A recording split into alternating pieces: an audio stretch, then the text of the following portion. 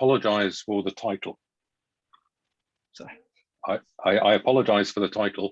I mean, it occurred to me after giving this title to new directions in group theory and triangulated categories that it wasn't obvious everyone would care about torus actions on topological spaces, but I'm going to try and give it in a way that is accessible to people who care most about triangulated categories. And you might remember that a torus is a group, so maybe that'll help as well. Anyway, so I also put up here, first of all, there's a preprint on which this is based, and that's the one highlighted in orange. It's on the archive, but this is sort of, it's part of an investigation of models for mostly tensor triangulated categories, which this is adjacent to without being part of in a way. But anyway, so I hope to mention at some point work of Scott Balchin, Luca Pohl, Jordan Williamson, and Matteo Barucco, but I'm not quite sure I'm going to manage all of that. Okay, so let's try setting the scene, and I'm going to tell you what I mean by an Adam spectral sequence first of all. So the Adam spectral sequence template, and then I'll start talking about the particular one. You'll see what I mean. So we're supposed to start with C, which is going to be a triangulated category. So the aim is we want to try and calculate homotopy. I'll use that for maps in the triangulated category because, of course, I'm thinking of it as a homotopy category of something. So the idea is to try and calculate the maps using an abelian category and a homology theory. So we're going to have an abelian category, A, and we're going to have a homology theory, which I'm going to write like this, I'm afraid. So it's supposed to be a functor from C to A, and it's supposed to be exact, like a homology theory, in the sense that it takes triangles to long exact sequences. So that tells you something about the nature of the abelian category, but I'm not going to try and axiomatize it. And the idea is to use homological algebra in A to calculate these maps. So and it's supposed to look like this. So I calculate X in A, so I probably want to be able to do homological algebra. So I can look at the values on my X and Y, and it should converge, we hope, to X and Y. So maps from X to Y. And so in order for it to have a chance of converging, I'd better make sure that when the homology theory vanishes on something, the thing is contractible. So this, let's just say, converges if pi a star of X equals 0 implies X is trivial.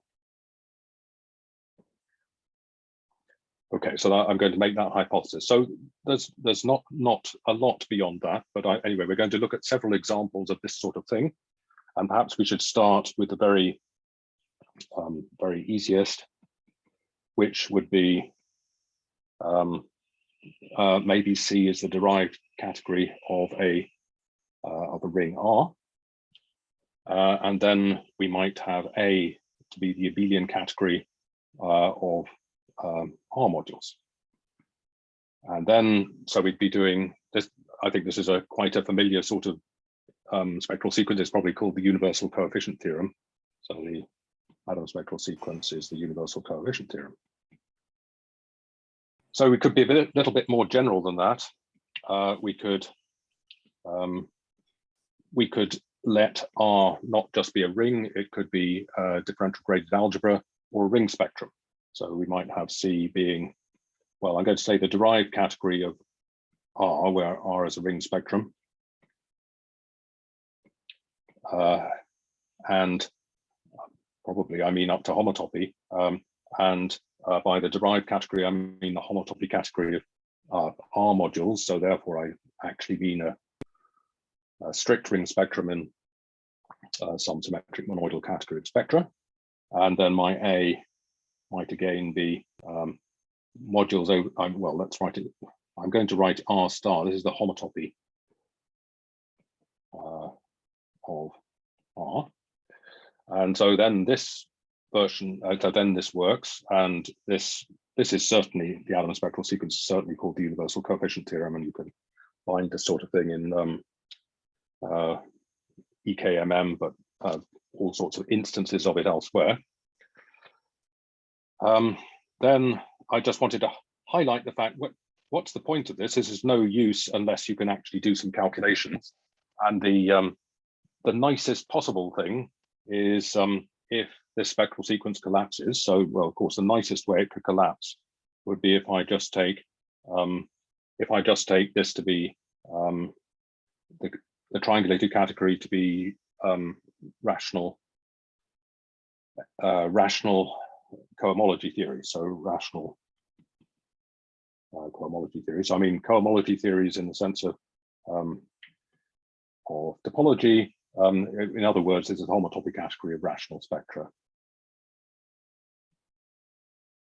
And in that case, of course, A is just graded rational vector spaces.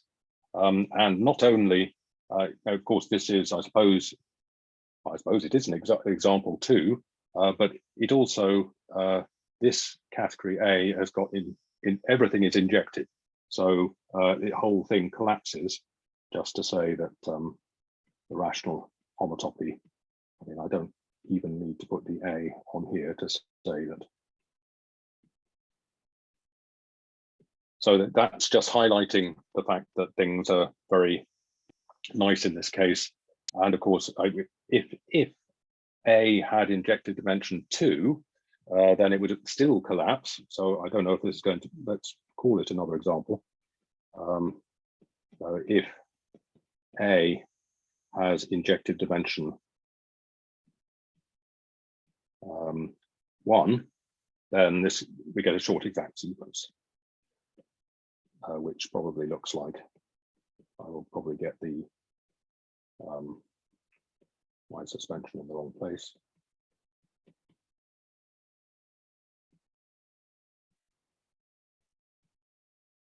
So this is supposed to.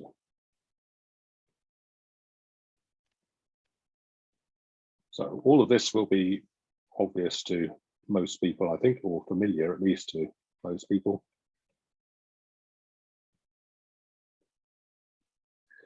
But I just want to get it on record. So that, I mean, that's the sort of thing we want. So i.e. we want low injected dimension so that our spectral sequence doesn't have too many differentials. And of course, we want pi a star to be calculable. So that's calculable. And it's probably also worth just saying this is easy to prove. I mean, so just to remind some of you that this is very easy to prove. So if I'm trying to calculate maps into Y, what do? I just look in my category A at the value of the homology theory on that, and I take an injective resolution.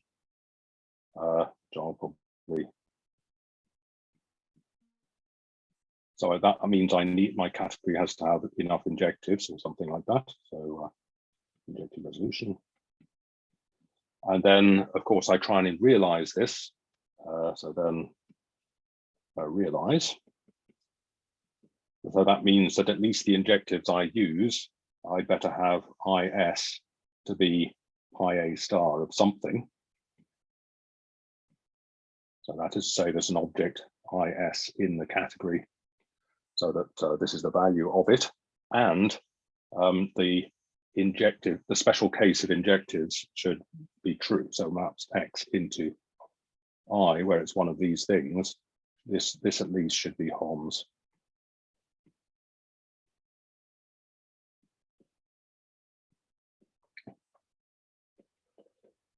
And of course, we just realized this, so this is going to be an injective in A. and that should be an isomorphism. So of course, that isn't really a hypothesis, because I can look at maps into the injective I, I mean this injective I, and that gives me a cohomology theory because it's injective, and therefore we can use some version of Brown representability to say that it is represented by some I of this shape, and then you have this, then you can realize the whole resolution in the usual way. So then what do? We start with Y, we map it into I0 using the good properties, and then the fiber we call Y1, and then the homotopy of Y1 is the co-kernel up to suspension of the map from Y0 to I1. So I can realize that by a map into there, and I think it's got a D suspension. And we can realize this whole tower, and then apply maps out of X to get a spectral sequence. Okay, so then, well, of course, this this is going to be conditionally convergent by the convergence condition, the fact that so since pi a star of the homotopy inverse limit ys is 0 by the construction, the homotopy inverse limit is contractible.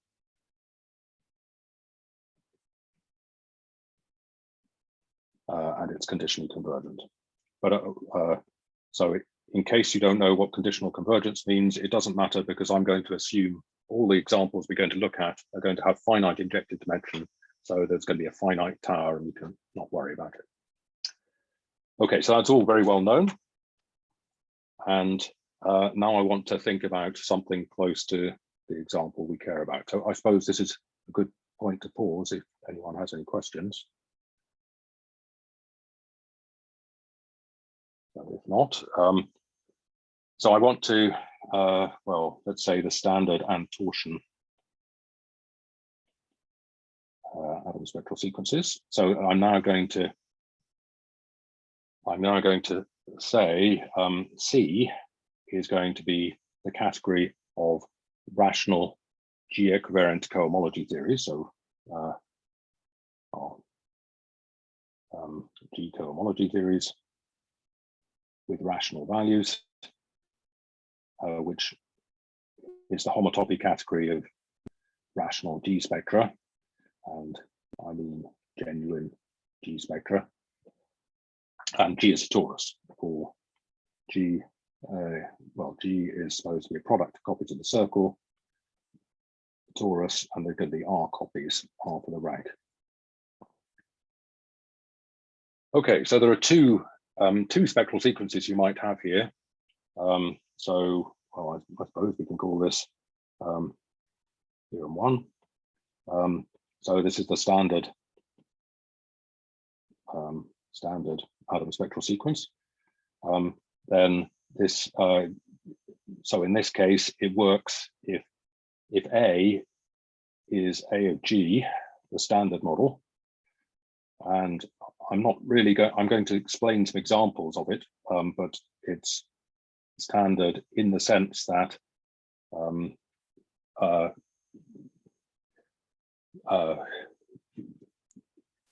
this is what it's called in my earlier paper. So this is and pi a, well, and there's a suitable homotopy group. So this is if R equals 1. This comes from my 1999 memoir, and if R is R in general, this would be, I have a paper in 2008. So this is not the subject of the talk. I just want to say there is a standard model like this, and the other important thing is the injective dimension of A of G is R, the rank. Okay, so this is all known. And then the theorem, which is the subject of the talk, is the torsion atom spectral sequence. And here A is, well, I'll call it A sub T of G, which is the torsion.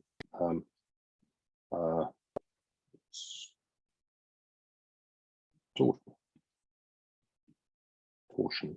I shouldn't call it. I'm trying not to call this model. I'm trying to call it abelian category because that's what it is. If you want to build a model, standard abelian model, perhaps. If you want to make a model category, you probably want to look at differential graded objects in this and then do something more than what I'm going to talk about. Okay, the torsion abelian category. So that I am going to define for you, abelian model.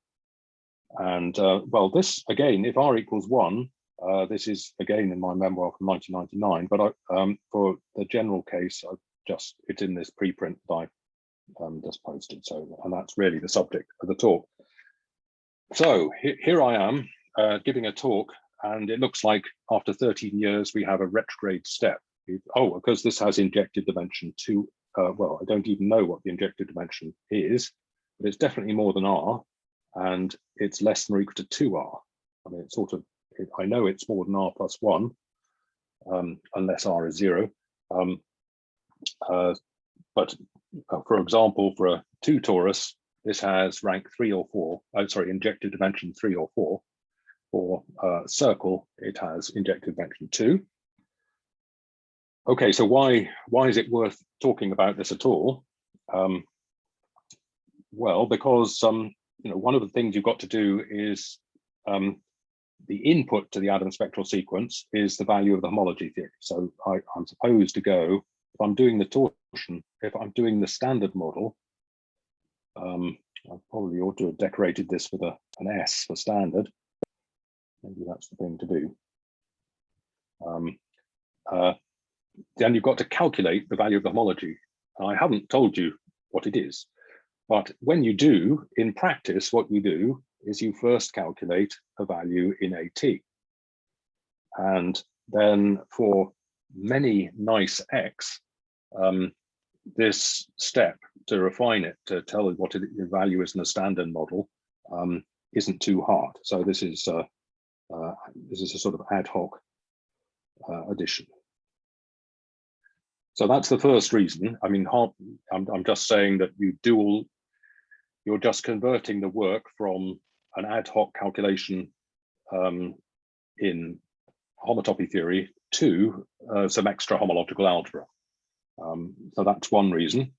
Then the second reason is that so it's more calculable. So that was the point.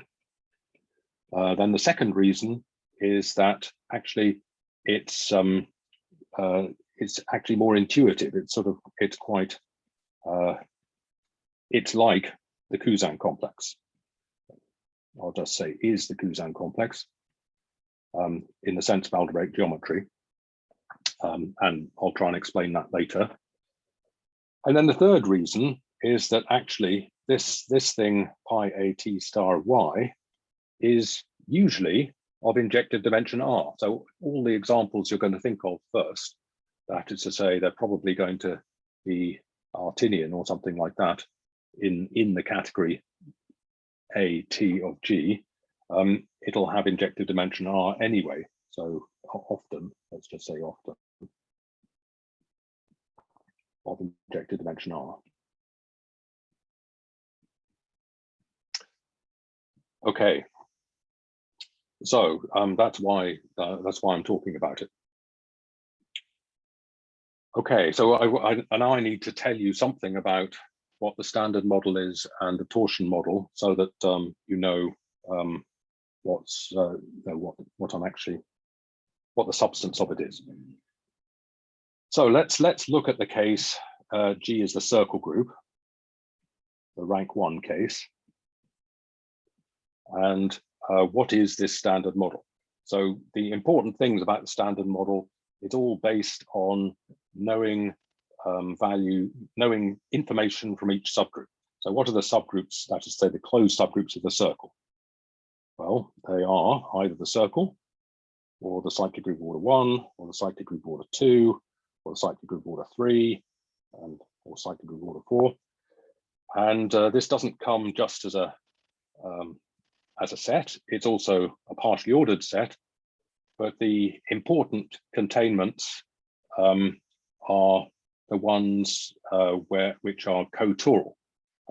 That is to say, the important theorem here is the Borel-Quillen localization theorem, which tells you that if you move from a group up to, so if I've got a group A and it's normal in a group B, and the quotient B mod A is a torus, it says the values in those two things are closely related in the sense that you know, the localization of the they agree when you invert enough Euler classes on both of them. So the relevant, this is cotoral. This is A is cotoral in B if A is normal in B and B mod A is a torus. But we're only talking about, I mean, if you weren't talking about an abelian group, you'd have to allow some conjugation here. Okay, so what does it look like when I add that information in? Well, there are just these containments. You know, for example, the fact that the cyclic group order 2 is a subgroup of the cyclic group order 4 doesn't give you a connection between them. And one way of saying that is there's an idempotent in the Burnside ring which separates them. Okay, so well, this is supposed to remind you of something. And so it's supposed to look just like spec of Z. That's the point. So if I was talking about spec of Z, we would have one generic point, namely the zero ideal, and then we'd have the closed points 2, 3, 5, 7. Of course, I don't need to do them in order, but and then the vertical arrows would be just containments of primes, or rather reverse containment of primes. Okay, and actually I might, so this in purple is spec Z. And you could also, if you like, talk about another example, which would be, I might have C might be an irreducible curve. And then again, I'd have a generic point, which would be at the top. I'd have all the closed points, which I don't have good names for. So I'll just call them X1, X2. I'm not implying there's countably many of them, but everything's either maximal or minimal. So these are examples of things with a one-dimensional Balmer spectrum. So I'm not going to really dwell on this, but the connection is the following theorem, that if I take, if I look at the category of rational G spectra, where G doesn't have to be a torus, it can be any compact Lie group. There's a compact Lie here. I look at finite spectra, and then I look inside there at thick tensor ideals, which happen to be prime in the sense that X tensor Y is in, means X is in or Y is in. So then, in fact, this is the space of subgroups of G up to conjugacy with a cotoral, well, so it is this as a set, but then it's also a partially ordered set with, of course, these localizing subcategories, they're sets of things or proper classes of things, but they have containment. So they're a partially ordered set, and that partial order is the cotoral order. So the fact that I'm putting this analogy between the black thing and the purple thing and the orange thing isn't a coincidence. If you look at the Balmer spectra, that explains there's something behind it. But for now, I'm just going to use it as a suggestive statement so that I can illustrate examples by things which are maybe more familiar. This is probably embarrassing for everyone because I'm going to illustrate it with abelian groups, which I'm sure everyone understands completely. So I'm going to look at the example when of the derived category of Z, the derived category of abelian groups. Actually, that's still too complicated. I'm going to look at the derived category of P local abelian groups. So instead of having the Balmer spectrum I just had up here, it's only going to have 0 and P. So it's only got 2 points. So it's a little bit simpler to do. So that's my C. And then there's several examples. I could put A0. Well, I've already said this right at the beginning. The first set of examples was to look at the category, the abelian category of R modules. So that's a perfectly good abelian category. And then the functor pi A star would just be taking homology. Or I could take, well, A1. Well, this is my chance to explain what the standard model is. So I'm going to put it below here. So A1 is A sub S of Z localized at P. So which I'm going to define. So to explain it, I need to, well, I could start with the P local integers. I could invert P. Actually, I'll write it that way, and give myself enough space to do so. Actually, if we can get rid of this, that would be a good idea. And if I invert P, I get the rational numbers, or I could complete at P with p-adic integers, and then I could invert P again and get the p-adic rationals. So if I focus attention on just part of this is a Hasse square if you like, but I'll just concentrate on the bit in there. So I've got 3 rings and 2 maps of rings. And so that's what is enough for me to write down what the standard model is. So it's supposed to be things of this shape, N, V, and P, where V is just a graded rational vector space. So it's this copy of Q that's acting. This is a modulo over the p-adic integers, where it's this one that's acting. And this one, of course, has got an action of the p-adic rationals. And then there's an additional condition. The condition is that the 2 arrows are both extension of scalars. So I don't know, this probably it deserves something more than a dot, but that what the dot means is that you know, P is Q P tensored over Q with V, and P is well, N with P inverted. Okay, and I'm going to abbreviate this. So I will just write down these are objects like N to QP tensor over Q with V.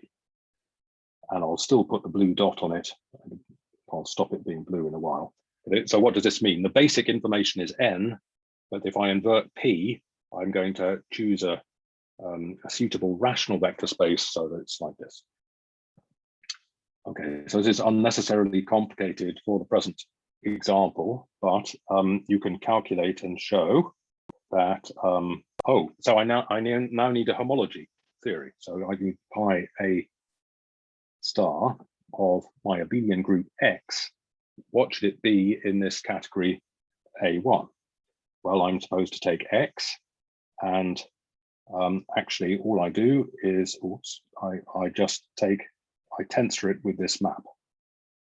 So I have the p-adic integers here, and the p-adic rationals here. And then, well, secretly, of course, once I rationalize, this is automatically the base extension of something, QP tensor, the rationalization of X, if you like. Oh, and I suppose if I was, I'm if X was actually a chain complex, I'd have to take homology. Okay. And so then what would happen is, in fact, if you calculate X, in this case, X in AS, the standard model of pi A star X, pi A star Y, then this is actually the same as X in the 0th example. So this is X over Z of homology of X into the homology of Y. So that's an exercise. So in other words, this is still of injective dimension 1, and we haven't gained anything. So I just wanted to look, so the point of this talk is about the A2. So let me do that one. So the idea here is that, well, so that an abelian group, it is determined by taking the tensor product with the p-adic integers and the p-adic rationals, because we've got this short exact sequence. Z goes to, oh, this is Z localized at p to the p-adic integers to what? Okay. Yes. Yeah. Okay. It is. If I specify the V and the N, then I can construct myself a map whose pullback is the original object, because the Hasse square is a homotopy pullback square. So that's fine, except that what I'd like to do is separate the p-torsion information from the rational information further. So that's the point of AT. So here we go. So A2 is AT. And what's this? So in the same sense I had it before, I'm going to keep my QP tensor V, and then I'm going to have a T. So here, there's no dot. So the only condition is that T is torsion. So T is P torsion. So I'm now specifying my rational vector space V, graded rational vector space V, in my graded P torsion module, like that. And yeah, so, well, of course, an abelian, what's the functor? The functor pi A star of X. It's rather like it was before. I'm now looking at QP tensor X goes to QP mod ZP tensor X, and then I'm taking homology. So this thing in here is just otherwise known as Z mod P to the infinity. So of course, if X is rationally trivial and its tensor product was p-adic, the Z mod P to the infinity is trivial, it's trivial. So this is enough information. And just to say it one more time, this map here, there's no condition on this map. So there's no dot on it. So in that sense, it's a simpler category. But I just want to point out to you that this category, AT Z localized P, is of injective dimension 2. And well, again, I hesitate to do this, but I think I'm going to do it anyway.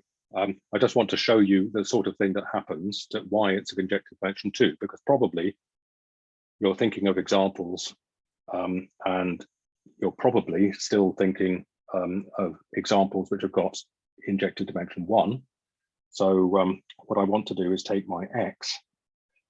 It's going to have the rational part is going to be 0, and the P torsion part is going to be Z mod P to the I, the sum over all I. And I'm going to tell you how to take an injective resolution of that and of length 2, and it'll actually calculate something. Okay, so the first step is to remember what the injective resolution of this abelian group is. And of course, that's easy. I can just take the sum of the injective resolutions of each of the terms, which we might just write this way. So if I embed Z mod P to the I and Z mod P to the infinity, the quotient is again isomorphic to Z mod P to the infinity, as long as we remember to multiply by P to the I here. So this is the injective resolution. So injective resolution over Z. So now, in order to make an injective resolution in AT, you've got to know what the injectives are. So I'm going to tell you what some of them are, and enough of them are, in fact. So, well, I'm going to get those by looking at, I mean, if I had an object of the form QP tensor V, where V is a rational vector space, to T, then there's two evaluations I might do. I might do the evaluation which gives me V. This is evaluation at 0, if you like, the prime 0, or I could take evaluation at P, which would give me T. So both of these evaluations have got right adjoints. So the one evaluation at 0 is easy, so right adjoint, which is, well, I'm going to call it A sub 0, that's the prime of, well, V, and it's going to be just the thing you probably thought it would be. It's, I just put QP tensor V at the top and then 0 at the bottom. But the right adjoint at to evaluation at P is a bit more complicated, A sub P of V. But of course, I want it to be, oh, I shouldn't have a V there, I should have a T. So I'm supposed to do it on a torsion module. I mean, torsion abelian group. I mean, I'm talking about abelian groups because they're familiar, but you can perfectly well see there's nothing very special about the integers. This could be any well, for most purposes, it could be any commutative Noetherian domain, one-dimensional commutative Noetherian domain. Okay, so if I have T there, and now what do I put at the top? So you have to put HOMS from QP into T, and then you'll get something which is injective. So then you will get something which is right adjoint. So of course, if I take A sub 0 of an injective rational vector space, that's any rational vector space, then I get something injective. If I take A sub P of any injective P torsion module, I get a P torsion object of AT. So now we're ready to take a resolution of X. So here's X. It's and as a good start to that, I start by embedding in the thing which was injective, but then up here I've got to put QP tensor direct sum C mod P to infinity to the QP, which might not be 0.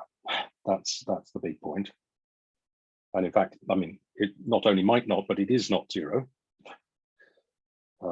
And so then when I take the co-kernel and then embed, what happens, I get Z mod P to infinity again, and QP tensor.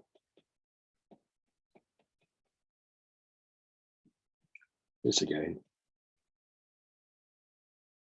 And so if I look at the bottom, this sequence is exact because it came from the injective resolution in the integers.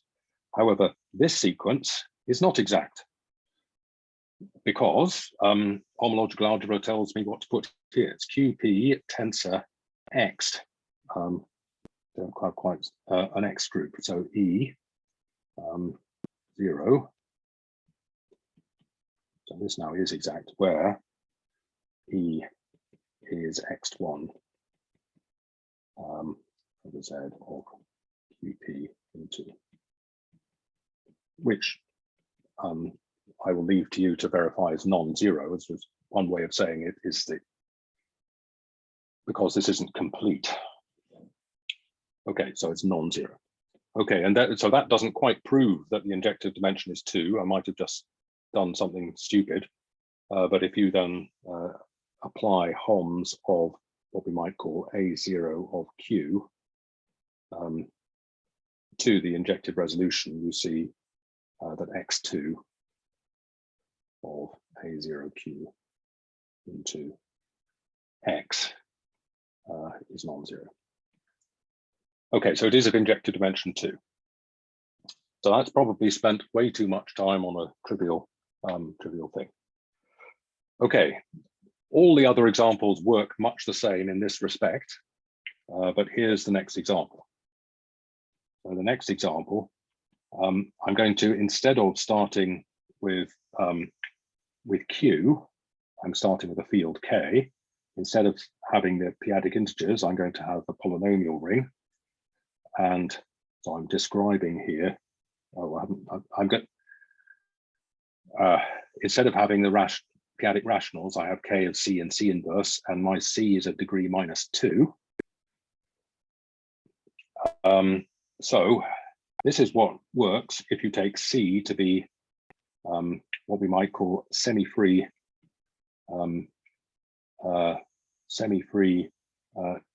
T spectra. So this means, what does semi-free mean? It means the isotropy is either trivial, there's a free bit, 1 or T.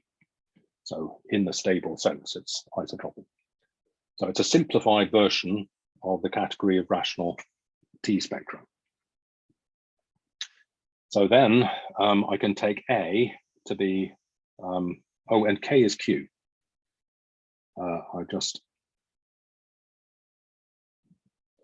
I can take A to be AS, which is the standard version of T. So it's done just as before, where I have an N goes to K of C and C inverse tensor V, which is dotted. And now N is a KC module, rather than a module of the p-adic integers. And of course, V is still a Q module. K, I'm writing it as K for some reason. So that's what the standard model is, and this still has injective dimension 1 exercise. Okay, whereas A sub T of T consists of objects K, C, C inverse tensor V goes to T, where V is still a rational vector space, and T is now a torsion KC module. So it's a torsion. So we've separated the rational part from the torsion part, and this has injective dimension 2 by exactly the same argument as before. And this is the example of what I call theorem 1 and theorem 2 in this case. Oh, I should at least say, I won't tell you what pi A S star is, but I will tell you what pi A T star is. If I take a T spectrum X, how do I get an object of this category AT? Well, I can take X. I can well, maybe I will give you the answer, but I'm first of all going to say this has V equals the homotopy of the fixed points of X, and it has T is the homology, the Borel homology, the homology of the Borel construction for X. And actually I have to, because of my conventions, this has to be doubly suspended. So in other words, the answer here is purely in terms of things that anyone who does transformation groups would want to think about. So I'll return to that later with a bit of luck. I just wanted to try and get in the other example, which had I'm not sure if this is going to quite come across. So I wanted to take C to be quasi-coherent sheaves over a curve, of an irreducible curve. And my this pullback square, I'm going to have, so to speak, a structure sheaf. O is OC, which is O, and then I can localize this to the generic point, or well, I'm now going to reinstate all the closed points. And so far in examples 1 and 2, I just had one closed point. Now I'm going to have infinitely many, so I'm going to take the product of all of them, OX hat, and then I'm going to tensor that.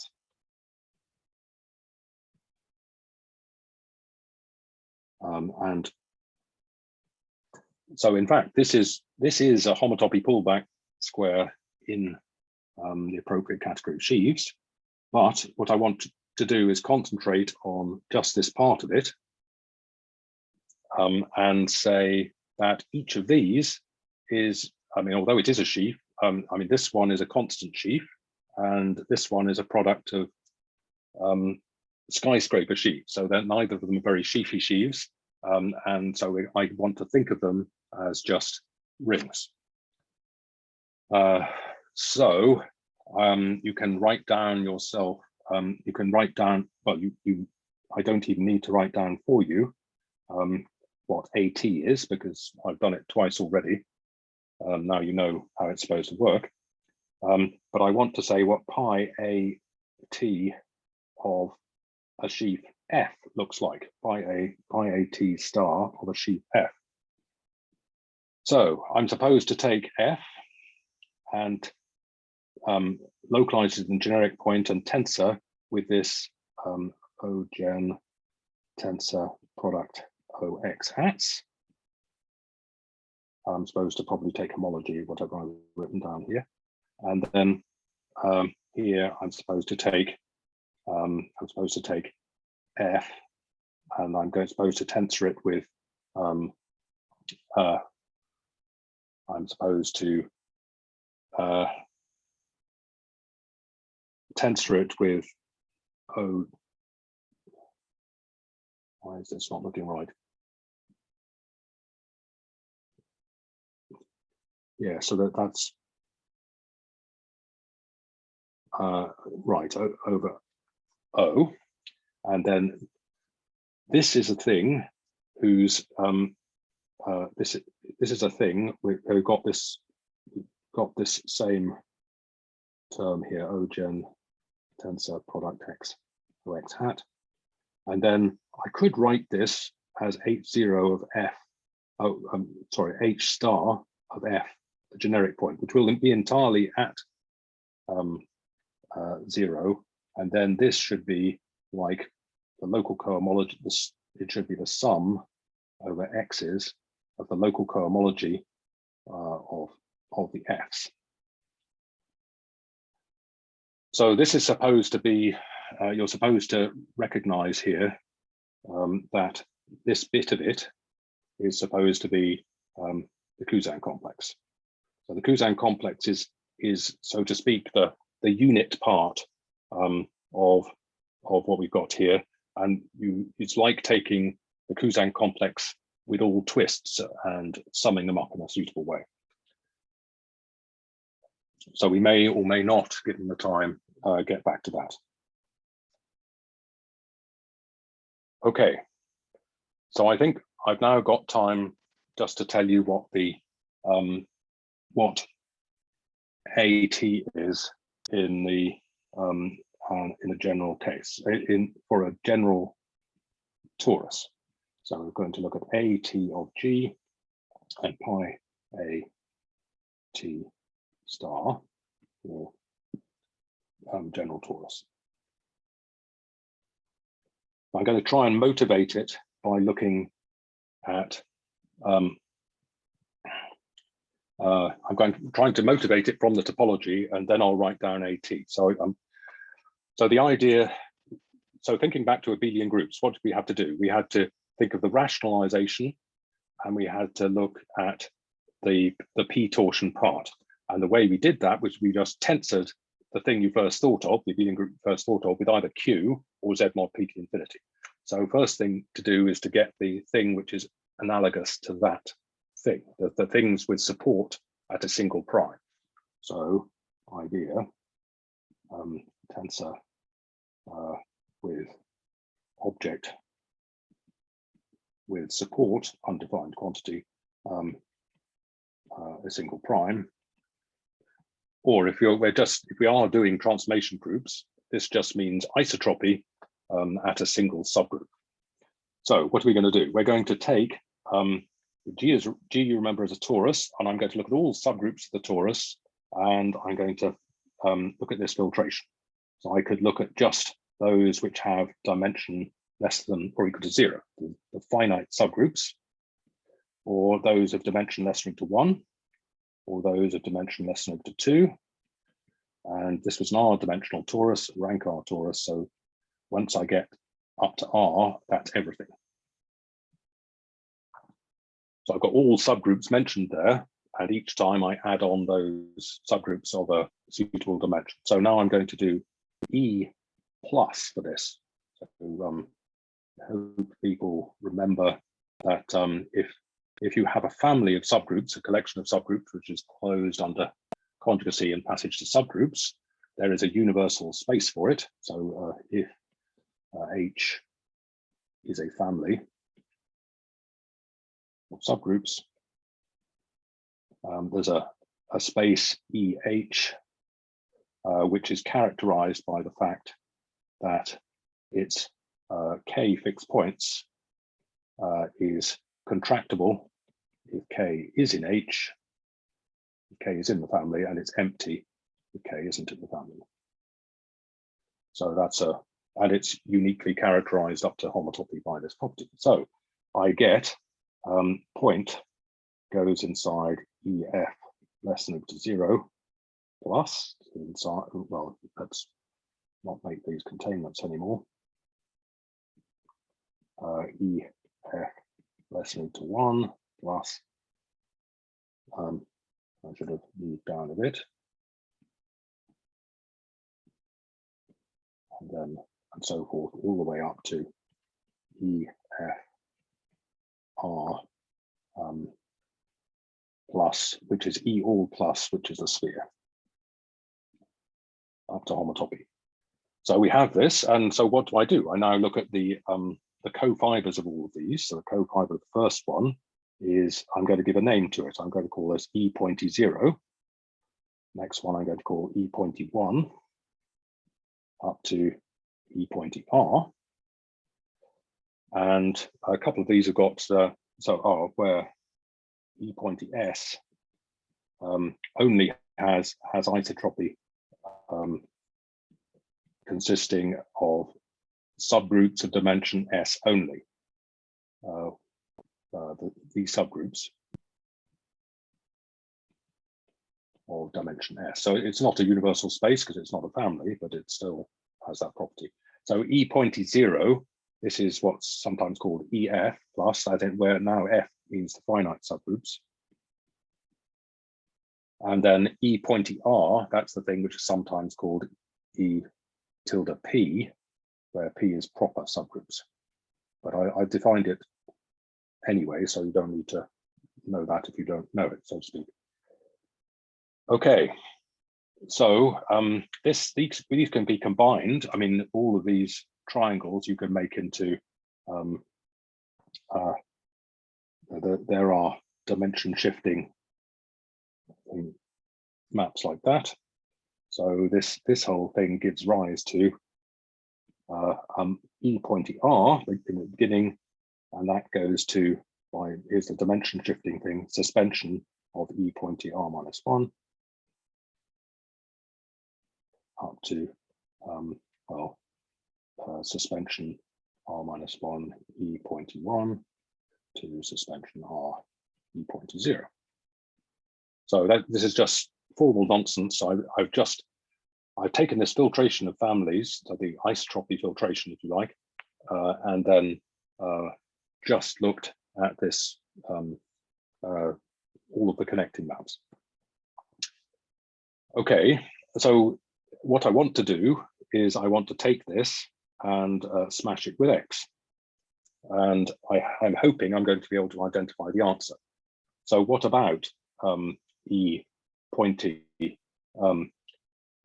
S smash X? Well, I can't actually tell you what that is unless I first of all remember E pointy S. That's supposed to look at all dimension S subgroups, but actually there's a perfectly good map from what we might call E pointy K, where K if dimension of K is S. So what is E pointy K? E pointy K is supposed to be the thing whose isotropy is exactly at K. So I look at the family of proper subgroups, okay, and then I map that to all subgroups of K, and then the mapping code is E pointy K. So that's I do it the same way. So as a map in like that, it only exists rationally, but it exists, and I can take the wedge over all of those K of dimension S, and then as long as I can get a map, a sensible map, this is an equivalence. So in fact, so this is a lemma. Uses a little bit of Burnside ring stuff. Okay, so this means that when I calculate, this means that I only need to tell you what E pointy K smash X looks like. And so this is another lemma. And probably given the time, I better just tell you what the answer is. Pi G star EK of S. This is the homology of the Borel construction of the fixed points. So phi K of X, and I take the homology of the Borel construction. And of course, I've got to suspend that by an appropriate amount, which is, I think, twice the dimension of G mod K. Okay, so now finally, I can tell you what A sub T is. So definition.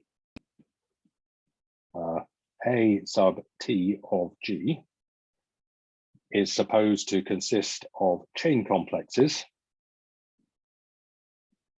of the following form.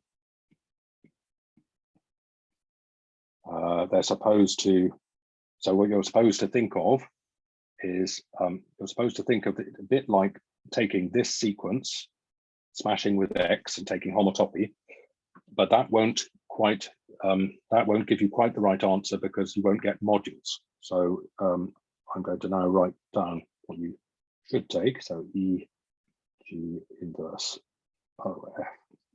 Lots of undefined things here at the moment. T0 to direct sum of dimension H is R minus 1 of E H inverse O F tensor T1 over O. Oh no, I don't even need to do that.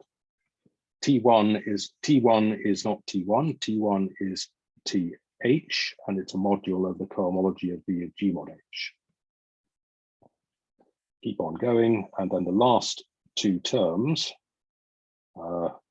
there's a direct sum over the dimension of H equals 1. Of EH inverse OF tensor TH. This is, again, it looks exactly the same as before. It's the cohomology of V of G mod H, but of course this is now a different ring. And then the last one is just the direct sum over finite subgroups of just THs.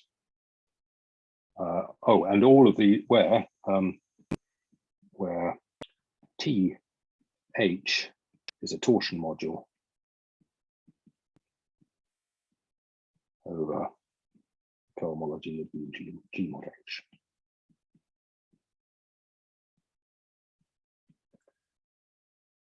Okay, so I now have run out of time, but I have at least defined the, I mean, it looks, the definition looks a bit, oh, I haven't defined because I haven't told you that OF is the product over finite subgroups of the cohomology of V of G mod F.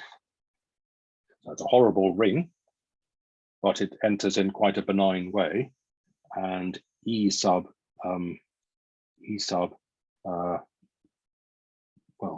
k is the multiplicatively closed subset generated by Euler classes of V, where V is K essential. So, oops. And of course, that would need a bit of explanation if I had more time. Okay, so I have more or less defined what the torsion model is. Because of the way I motivated it, I've more or less defined what the functor pi a t star is, and I've told you that there is an atom spectral sequence, even if I haven't proved it. Thank you, I should stop there. Thank you, John, for that wonderful talk. Can we all unmute ourselves and thank the speaker now, please? And yes, I said thank, but I meant applause. All right. Do we have any questions for John? If you want to ask something, you can write in the chat or just unmute yourself and speak.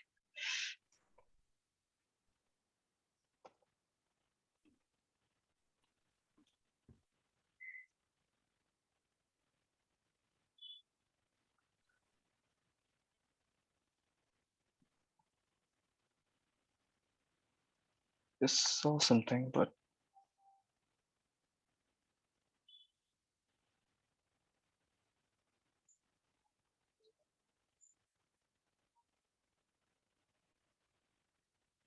yeah, John, there's a question from Toby in the chat. Can you see it? I can't see it. I can stop sharing, then I'll be able to see it.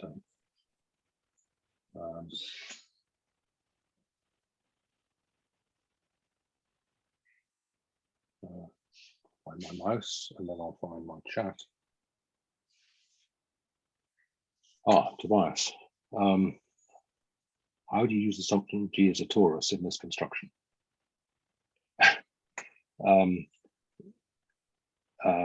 Well, I mean, so one way is having nice splittings for these E pointy S's.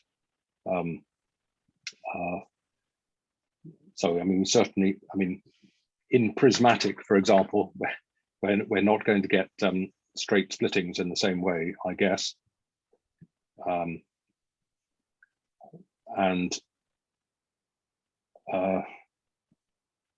I don't know that I think it's mostly the Noetherian thing.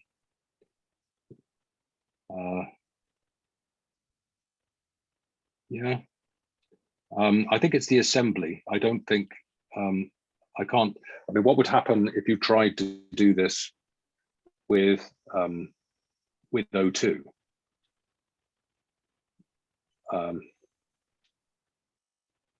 You would have to at some point take into account the fact that the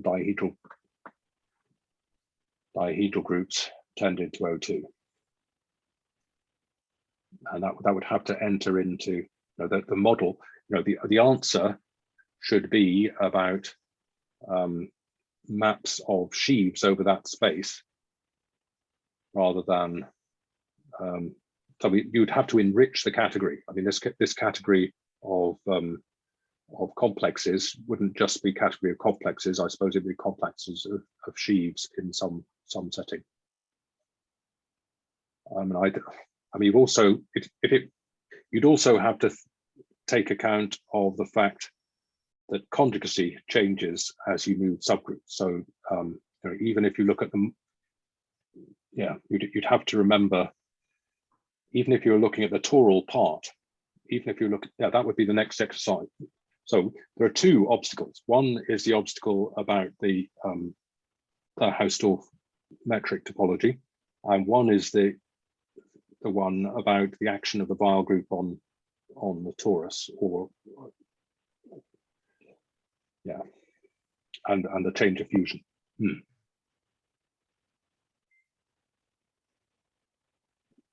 Oh, as a first approximation, it's correct. This will be a general theorem as soon as you can get the right context for it to make sense. But that's what prismatic is doing, isn't it?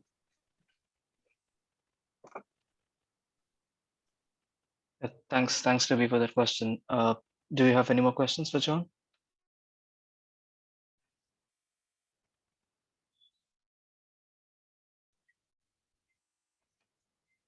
Well, I had a slightly naive question about the injective dimension of AG, going back to the part where you first introduced the torsion ASS case. You said that it lies between r+1 and twice r, right? Yes.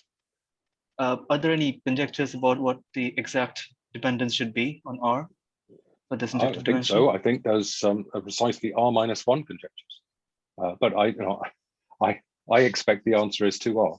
And so that, okay. I mean, if in the case r=1, I gave you the construction, and you could see the sort of issues that are coming up. You have to have something, a high X group of something which is divisible, mapping to something which is torsion, and I think it's really about the interaction of localization and completion.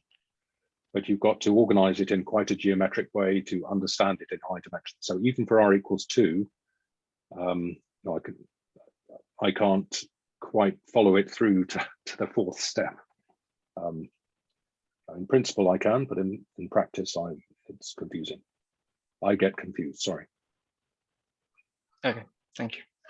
Neil has probably already verified the injective dimension.